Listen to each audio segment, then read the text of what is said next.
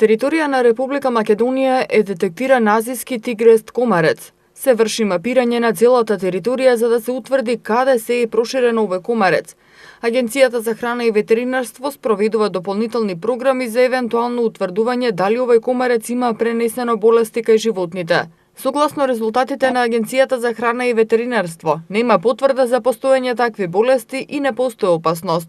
Овој вид комарец првпат е детектиран во 2016 година само во реонот на Богданци, а оваа година е проширен во Дојран и повеќе општини во Скопје.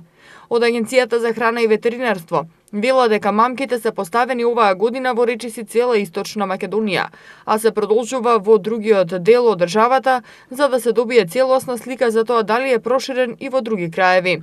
Епидемиологот од Институтот за јавно здравје доктор Жарко Караджовски информира дека до денеска нема регистрирано никакви случаи на инфекција, ниту заболување од овој тип комарец во Република Македонија.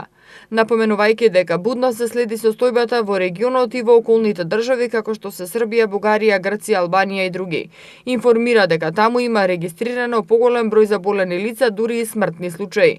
Караджовски посочи дека симптоми од убот од тигрест комарец се црвенило на кожата, оток, слабост, малаксаност, главоболка, тегоби, покачена температура, но сепак потенцира. Не значи дека се работи за убот од овој комарец.